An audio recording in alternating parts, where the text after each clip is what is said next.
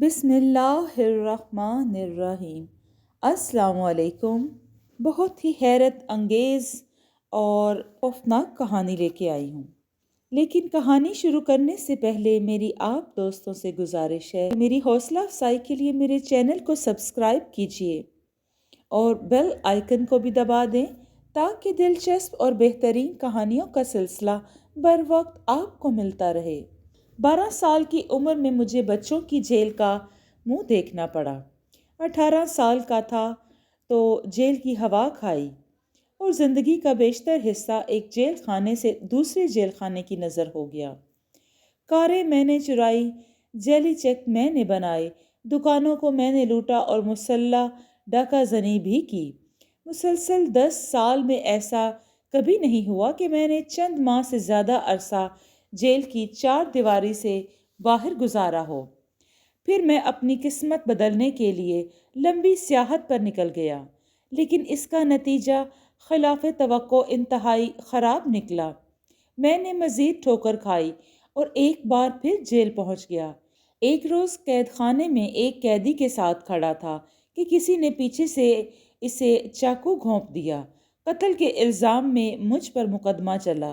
اس مرتبہ میرا کوئی قصور نہ تھا، مگر میری سابقہ کارکردگیاں اور موجودہ سنگین جرم دیکھتے ہوئے جج نے مجھے سزائے موت سنا دی۔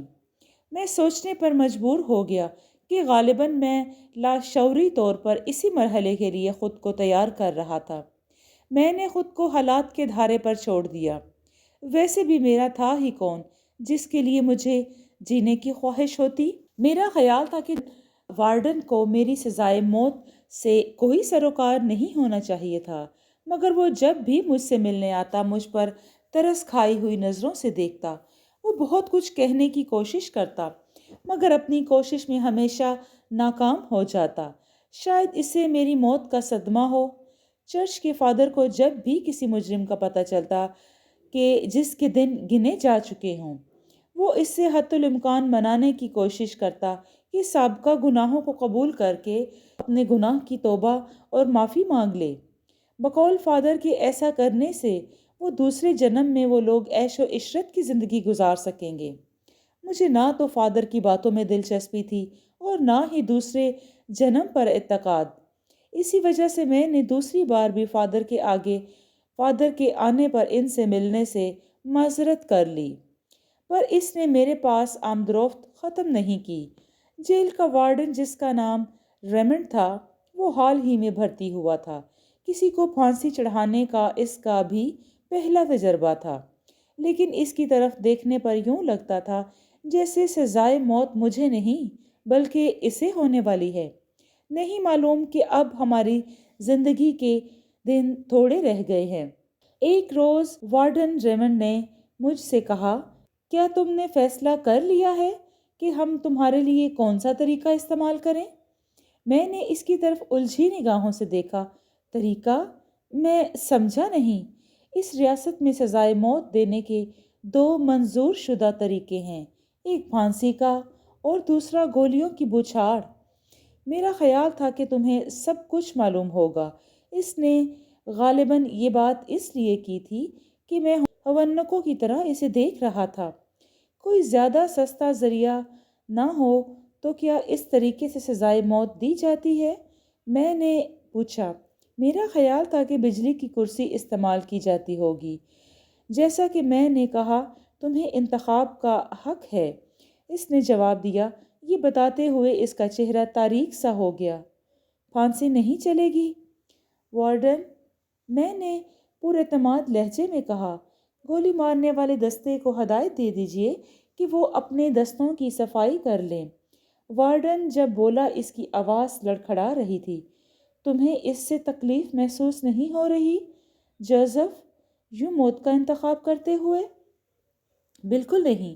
جب مجھے اس دنیا سے جانا ہی ہے اور میں اس بارے میں کچھ کر بھی نہیں سکتا تو اس کا طریقہ انتخاب منتخب کرنے میں کیا قباحت ہے؟ وہ اترا ہوا چہرہ لیے واپس چلا گیا۔ اگلے 2 ہفتوں کے دوران میں نے خوب پیٹ بھر کر کھایا اور خوب آرام کیا۔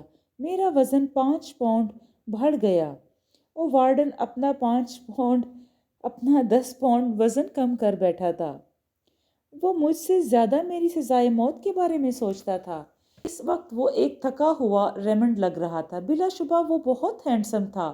اس کی بیوی اس سے بھی زیادہ حسین تھی۔ شاید میں نے خود تو اسے نہیں دیکھا تھا، مگر نئے قیدیوں کی زبانی اس کی قیامت خیز جوانی اور شعلہ بدن جسم کے بارے میں اکثر کہانیاں سن رکھی تھیں۔ جب میری سزائے موت میں صرف 1 ہفتہ باقی رہ گیا تو ایک روز وارڈن ایک اجنبی کو میرے پاس لایا۔ یہ ڈاکٹر ڈینی ہے، اس نے کہا، تم سے کچھ باتیں کرنا چاہتا ہے۔ میں نے ڈاکٹر کو سر سے پاؤں تک دیکھا۔ اسے غالباً کوئی خصوصی رعایت دی گئی تھی، کیونکہ مجرم کو پھانسی دینے سے پہلے ڈاکٹر اس کے قریب نہیں آ سکتا۔ سنتری نے کفل کھولا تو ڈاکٹر ہنستا ہوا اندر آ گیا۔ میں تم دونوں کو تنہا چھوڑتا ہوں۔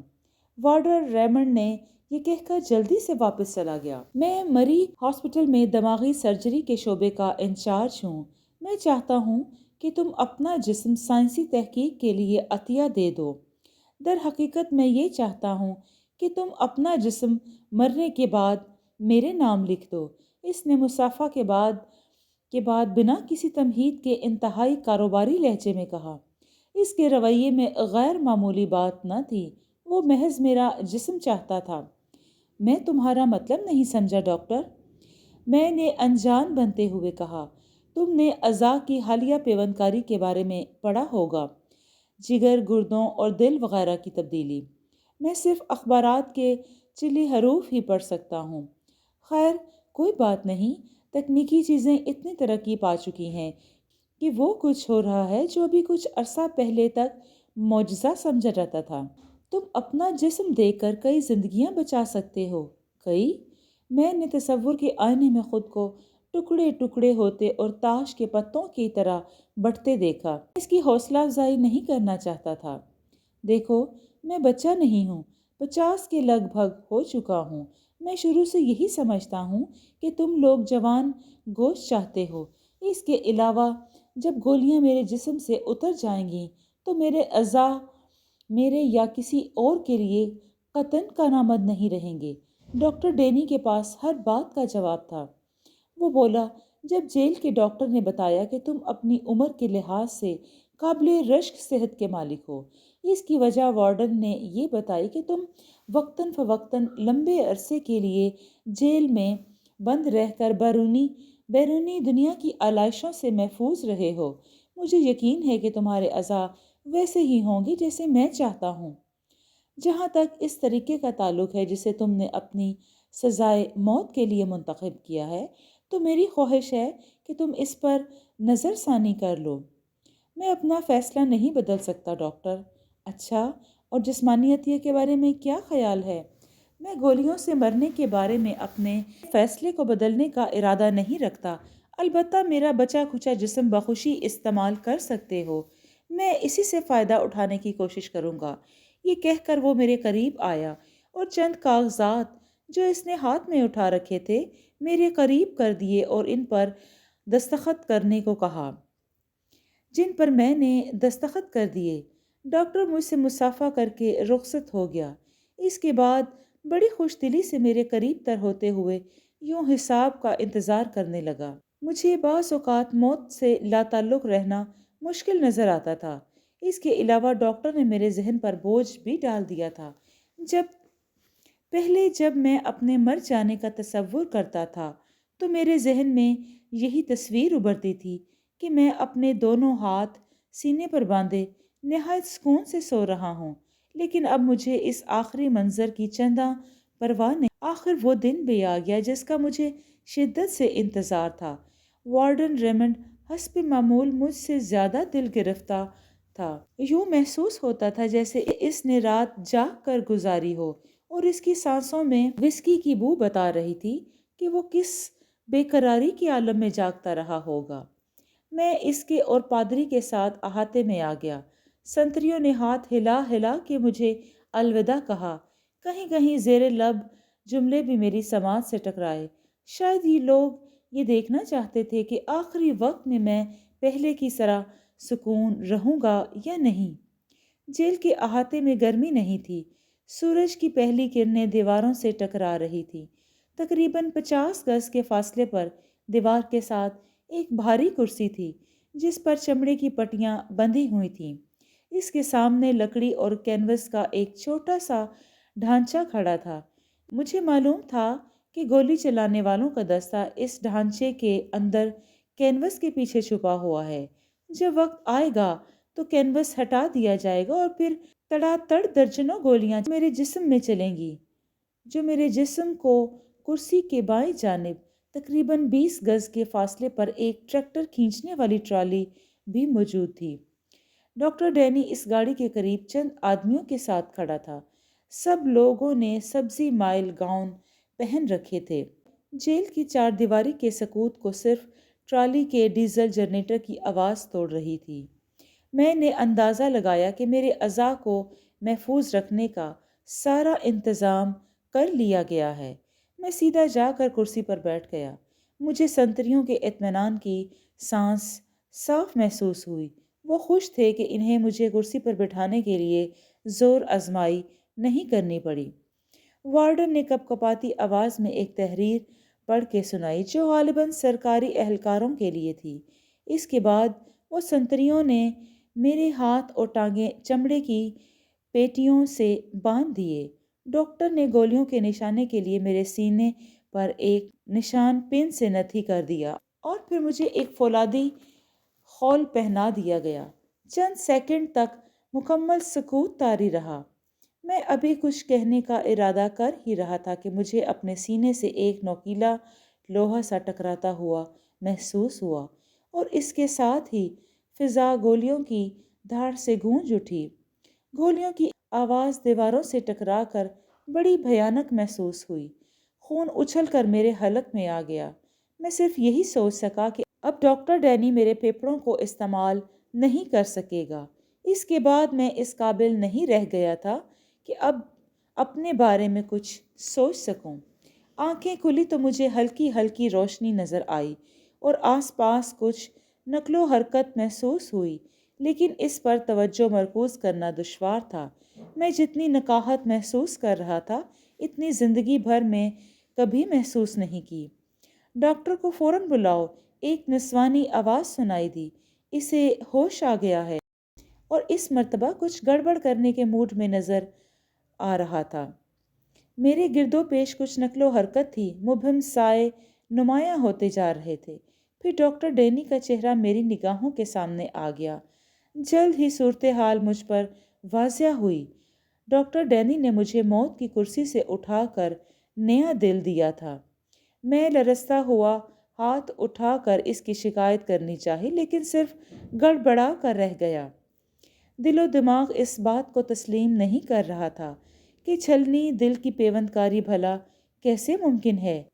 दिमाग का लफ्ज़ जहन में आते ही हकीकत अयां हो गई। डॉक्टर डैनी ने मेरे जिस्म में दिल नहीं बल्कि मेरा दिमाग किसी और के सर में लगा दिया था। मैं हैरान था कि मेरी बाकी वजूद कहाँ है। खुदा ही बेहतर जानता था कि मुझे कितने टुकड़ों में तकसीम किया गया था। बात करने की कोशिश मत करो, डॉक्टर डैनी ने नरमी से कहा। तुम खासे तवील अरसे तक जिंदगी से महरूम रहे हो। कुछ देर आराम कर लो। मैंने अपने चेहरे को पट्टियों में जकड़ा हुआ महसूस किया। तुम तेजी से ठीक हो रहे हो। तुम्हें जल्द ही बिस्तर से उठने के काबिल बना देंगे और तुम चंद दिनों में चलने फिरने लगोगे। जब तुम्हारी पट्टियां उतार दी जाएंगी तो तुम बिल्कुल वैसे ही लगोगे जैसे कि पहले थे। तुमने कार ड्राइविंग और शराब को आपस में गडमड कर दिया और कार से बाहर जा पड़े थे। ज़्यादा खराशें तुम्हारे बालों में छुप जाएंगी। तुम समझ रहे हो ना डियर डेविस। मैंने डॉक्टर की बात पर किसी रद्द-ए-अमल का मुजाहरा नहीं किया। डॉक्टर ने मुझे खामोश पाकर नर्स को इशारा किया। इसने तेज़ी से मेरे पास आकर मेरे हाथ से मुंसलिक सुइयां निकालने लगी। मेरे दिमाग में झकड़ चल रहे थे। मैंने आंखें बंद कर ली और इस बारे में सोचना मौकूफ़ कर दिया। डेविस की बीवी यानी मेरी बीवी रोज़ाना 5 मिनट की मिलने वाली इजाज़त से मुझे मिलने आई। ایک دراز قد بھرے بھرے جسم کی مالک بے پناہ حسین عورت تھی۔ اس کے چہرے کے تاثرات ایسے تھے جو خوشگوار مستقبل کی امید بندھاتے تھے۔ وہ میرے ہاتھ اپنے ہاتھ میں لیے بیٹھی رہتی اور آنسو بھری آنکھوں سے میری پٹیوں میں لپٹے چہرے کو گھورا کرتی، بار بار کہتی تھی، میں تو سمجھتی تھی کہ تمہیں ہمیشہ کے لیے کھو چکی ہوں۔ یہ دوسری الجھن پیدا ہو گئی تھی۔ وہ کسی اور کی بیوی تھی، مگر زندگی اپنی نہج پر آ ہی جاتی ہے۔ وقت کے ساتھ ساتھ میں اپنے جسم پر قابو پانے کی کوشش کر رہا تھا، جو میرا جسم ہی نہیں تھا۔ مجھے جسم سے کوئی اپنائیت محسوس نہیں ہوتی تھی۔ بات چیت میرے لیے سب سے مشکل کام تھا۔ پہلے پہل مجھے ہر لفظ سوچنا پڑتا تھا، لیکن رفتہ رفتہ آسان جملے بولنے لگا۔ ڈاکٹر ڈینی نے مجھے بستر سے اٹھنے اور احتیاط سے ہاسپٹل کے کمرے میں گھومنے کی اجازت دی تھی۔ وہ آنکھوں میں خوشی کی چمک لیے مجھے دیکھتا رہتا۔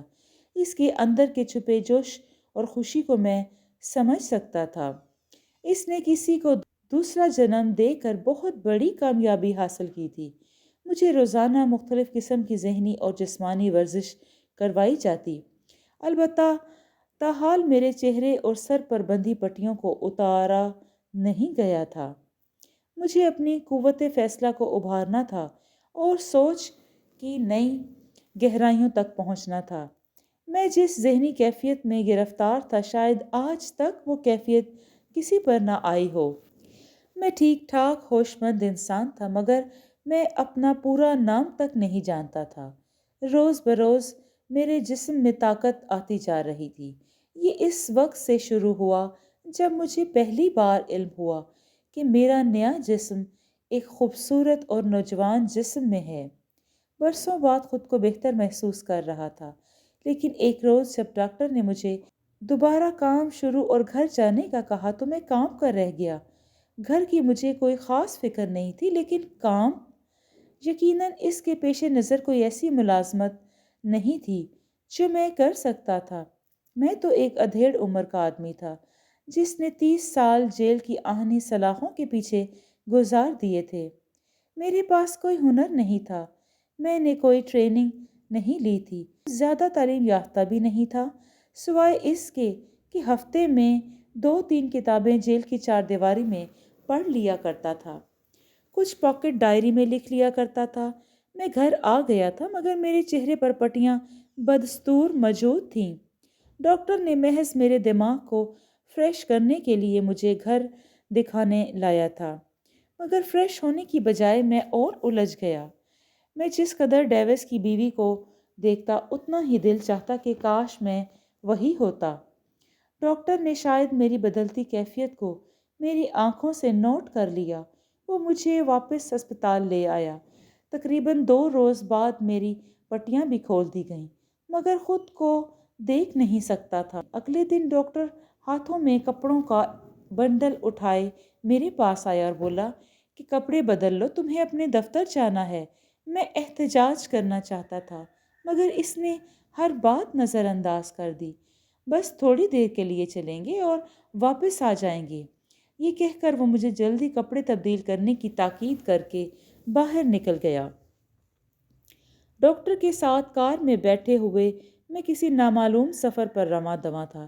مجھے معلوم نہ تھا کہ جس ڈیوس نامی شخص کو میں نے اپنایا ہوا تھا، اس کا پیشہ کیا تھا۔ نہ جانے وہ وکیل تھا، انجینئر تھا، معمار تھا یا سڑکوں کی صفائی کرتا تھا۔ یہ احمقانہ تصور بھی نہیں کر سکتا تھا کہ جس طرح کسی اس کے جسم میں داخل ہو گیا تھا، اس طرح آسانی سے اس کا پیشہ بھی اپنا لوں گا۔ میں نے سر جھٹکا اور کار کے باہر کی طرف دیکھتے ہوئے تیزی سے گزرنے والی چیزوں کو ذہن میں محفوظ کرنے کی کوشش کرنے لگا، اور پھر کار رک گئی۔ میں نے سر گھما کر دیکھا۔ اطمینان کی ایک طویل سانس میرے حلق سے خارج ہوئی۔ مجھے سہارا دے کر کار سے اتارا گیا۔ فٹ پاتھ پر خاصا ہجوم تھا۔ اپنے آفس تک مجھے قدم قدم پر باوردی سنتریوں نے خوش آمدید کہا۔ ان میں سے پیشتر کو میں جانتا تھا، بہت اچھی طرح جانتا تھا۔ واپسی مبارک ہو وارڈن ڈیمنٹ، وہ کہہ رہے تھے۔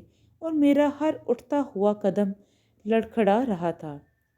مائی نیم از ریمن ڈیوس۔ جی دوستو، آپ کو یہ کہانی کیسی لگی؟ اگر آپ کو یہ کہانی پسند آئی ہے تو اس کو لائک اور شیئر کیجیے اور کمنٹ میں اپنی رائے کا اظہار ضرور دیں۔ شکریہ۔